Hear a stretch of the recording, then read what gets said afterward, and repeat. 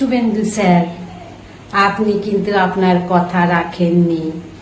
আপনি বলেছিলেন পশ্চিমবঙ্গে যদি বিজেপি আসে তাহলে রাজস্থানে গ্যাসের দাম 450 টাকা, আমি এখানেও 450 টাকা করে দেব, কথা দিলাম।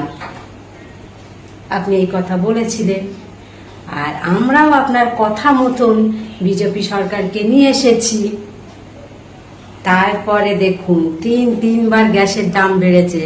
1000 টাকার কাছে গ্যাসের দাম, 1000 টাকার কাছে 1000 টাকাই নিচ্ছে, আর ব্যালেন্স হয়তো 10-15 টাকা পাবো, সেটা দিচ্ছে না। বলছে গ্যাস তো দরজার থেকে ঘরের মধ্যে পৌঁছে দিচ্ছি। স্যার, আপনি তো কথা রাখেননি, এটা তো ঠিক হলো না স্যার। সত্যি গো, তোমরা ঠিকই বলেছিলে, বিজেপি ভোট চুরি করেই ক্ষমতায় এসছে, নাহলে কি আর ওই 4000 ইভিএম কে পুড়িয়ে দিতে হয়?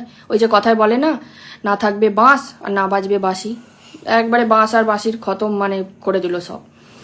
কিন্তু ওই যে বলছে আগুনটা 2-3, তারপরে মাঝের বিল্ডিংগুলো জাম্প করতে করতে 8, 9, 10-এ চলে গেছে। 9, 10-এ তো ইভিএমগুলো ছিল, সেগুলো পুড়ে গেছে, ঠিক আছে, বিজেপি ওটা করেছে।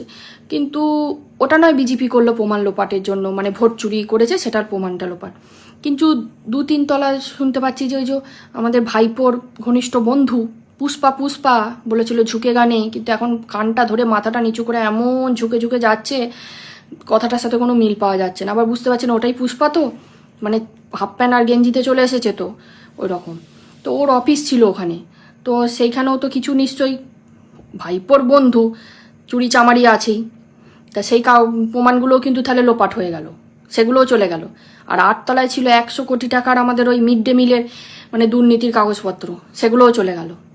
তারপর তো আগুনটা 9 আর 10-এ গেছে, সেখানে শুধু ওই আমাদের 2026-এর বিধানসভা নির্বাচনের ইভিএম না, তার সাথে 2024-এ লোকসভায় আমাদের ভাইপোর যে 7.5 লাখ ভালোবাসা ছিল, সেই ভালোবাসাটাও পুড়ে ছাই হয়ে গেছে। সত্যি মানে তোমরা পারো বটে, হ্যাঁ। আজকে যদি সত্যি বিজেপি ভোট চুরি করে ক্ষমতায় আসতো না, তাহলে তোমাদের ওই পিসি আর ভাইপো এতদিন চুপ করে বসে থাকতো না। লেগেছে আগুন 10 তারিখ, আজ হলো 16 তারিখ, মানে আজ 6 দিনে মানে 6 কাণ্ড হয়ে যেত। আজ মানে কি না করতো ধারণার বাইরে যেত, কিন্তু তারা চুপ। তারাও জানে যে কি করেছি আর কি করা হয়েছে, ওই জন্যই তারা কিন্তু সত্যিই চুপ আছে। আর তোমাদের অবস্থাটা ঠিক ওই রকম হয়েছে না, বাঁশের থেকে কঞ্চির দরদ বেশি, ঠিক ওই রকম। ওই যে মানে ওই কঞ্চি মানে বাঁশ থেকে যে কঞ্চি হয় সেটাই তোমরা ভুলে গেছো। আজ মানে পিসি আর ভাইপো ওই এত কিছু হলে সত্যি কি চুপ থাকতো না। ওই জন্য খবর দিতে হলে পুরোটা জেনে দিতে হয়। ওই যেদিন আগুন লাগলো একটু খবর পেলাম, দিয়ে দিলাম, আর মানে কিছু পেলেই এখন ওই বিজেপির কাছা ধরে টানাটানি, ওইটা বন্ধ করে যেটা আসল তথ্য সেইটা দেবার চেষ্টা করো। যে হ্যাঁ সত্যি যেই ঘটনাটা, সত্যিটা জেনে সত্যিটা বলার চেষ্টা করো।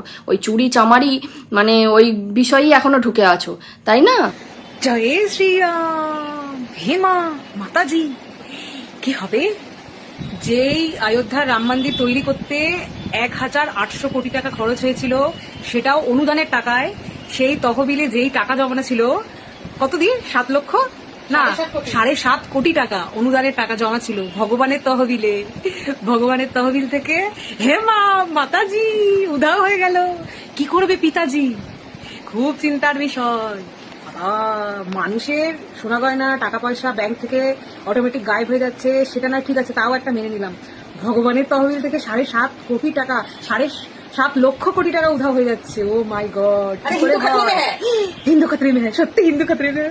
কি হবে? এই মোল্লাগুলো ভালো আছে, হিন্দুরা এখন খতরায় আছে, খতরা। কি হবে এখন হিন্দুদের? হিন্দুরা সাবধান হয়ে যাও। কি হবে? ভগবানের অনুদানের টাকা লুট হয়ে যাচ্ছে, চম্পট হয়ে যাচ্ছে। কি ভয়াবহ ব্যাপার! আর মানুষের সোনা গয়না এদিক ওদিক উধাও হয়ে যাচ্ছে। আমাদেরটা নাকি আবার হিন্দু রাষ্ট্র হবে, মানে ভারতবর্ষ হিন্দু রাষ্ট্র করতে গিয়ে কত অধর্ম হয়ে যাচ্ছে, কত চুরি চামারি, কত কিছু হয়ে যাচ্ছে। তোমরা কিছু বলবে না বন্ধুরা? হে মা মাতাজি, এখন চোর চোর স্লোগান দেবে না? এ বাবা, এরকম মানে পক্ষপাতিত্ব, এরকম বাইশ চলে হয়? চুরি তো চোরই, মানে যে চুরি করবে সেই তো চোর। তাহলে অন্য দলকে তোমরা অন্য দলকে বলছো চোর চোর, আর এই দলের যেই দলের অনুদানের টাকায় মন্দির তৈরি হলো, মন্দির স্থাপন হলো, এখন আবার ওই মন্দিরের তহবিলে অনুদানের মানে যে টাকা, সেই টাকা এখন চুরি হয়ে যাচ্ছে মন্দিরের ভিতর থেকে। ভয়াবহ অবস্থা। এ বাবা, সত্যি তো বাবার ধন চুরি করে নিচ্ছে, এই কিরম কুলাঙ্কার ছেলেরা। এর প্রতিবাদ জানাই আমি, ধিক্কার জানাই, ধিক্কার। তোমরা কি জানাচ্ছ না ধিক্কার?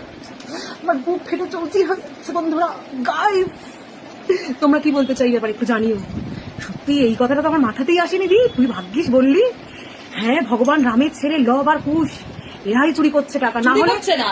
তাহলে আরে রাম ওদেরকে দিয়েছে, ও। চুরি করবে কেন? রাম তো ওদের বাবা। বাবা, তাও তো ঠিক। বাবার ধন কেউ চুরি করে? ভগবান রাম শুধু লব আর কুশের বাবা, আর তো সবার ভগবান। তাই সেই তহবিলের টাকা নিয়ে তার ছেলেপুলেরা কি জানি কিসে ইউজ করছে বুঝতে পারছি না। তবে এখন আর কেউ কিছু মানে বলছে না কিন্তু তাদের, কিন্তু আমি কিন্তু ধিক্কার জানাচ্ছি। ভগবান তুমি যদি সত্যিই থাকো, এদের বিচার তুমি করো, আজ না হোক 1 বছর পর হলেও করো। ভগবানের তহবিলের টাকা যখন চুরি হতে পারে, তাহলে সাধারণ মানুষের তো কি না কি হয়ে যেতে পারে। ঠিক আছে, আমি আর বেশি কিছু বললাম না বন্ধুরা, আমার এখন বুক ফেটে একদম রক্ত বেরোচ্ছে, রক্ত। কি বলবো তোদের গাইস। তাহলে জোরসে বলো জয় শ্রীরাম। চুরি করলেও তোমার তাহলে কিছু অপরাধ হবে না, ঠিক আছে? চুরি করে অন্য কিছু করলে অপরাধ, তুমি দোষী সাব্যস্ত হতেই পারো যে কোনো ভাবে, মানে যে কোনো টাইমে। তবে চুরি করে জয় শ্রীরাম বলে দাও, ব্যাস সাত খুন মা। হিন্দু ক্ষেত্রে মে হ্যাঁ, খুব সাবধান। মোল্লা ভাইরা তোমরা কিন্তু বেঁচে যাচ্ছ, তোমাদের কিন্তু এখানে ফাঁসার কথা ছিল। কি হচ্ছে আমাদের সাথে আমরা ঠিক বুঝতে পারছি না বন্ধুরা, গাইস।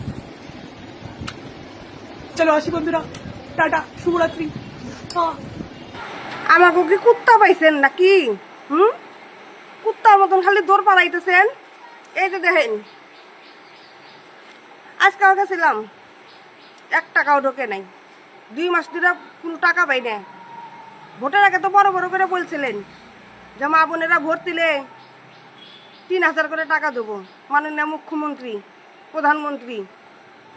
আপনি কি বলার জন্য আমরা কি ভাড়া করে নিয়ে এসেছিলাম নাকি আপনাকে? হ্যাঁ, আমরা 1500 টাকায় সন্তুষ্ট ছিলাম যে আমাদের 3000 করে টাকা দেন। আমরা তো বলি নাই, আপনি বড় মুখ করে বলে গেছেন। এখন দিবেন না কে? প্রথমে বলেন 12 পাতা ফর্ম, তারপরে ডিপুটি লিঙ্ক, তারপরে এখন অনলাইনে, সেটাও করতে গেছিলাম, হয় নাই। আমাকে মনে হয় কুকুর পাইছেন, কুকুরের মতন খালি ছুটাইতেছেন। টাকা তো দিবেন না, বড় কথা, টাকা তো লোভ ধরাইতেছেন। তার নাকি আমাকে কুকুরের মতন ছুটাইতেছেন। কারণ এখন আপনাকে ফালতু, আপনার কান্তরি পৌঁছাইবো না। আবার বেশি বড় বড় কথা বলে ধরে নিয়ে যাবেন, তাও নিয়ে যাবেন ধরে।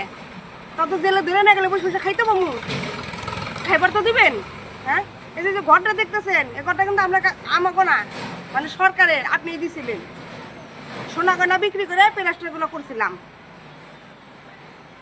বুঝলেন? খালি কুকুরের মতন দৌড় পালাইতেছে। আজকে ডিবিটি লিঙ্ক করো, আজকে 12 পাতা ফর্ম করে ফিল আপ করো, অনলাইনে করো, ইয়া করো, ওয়া করো।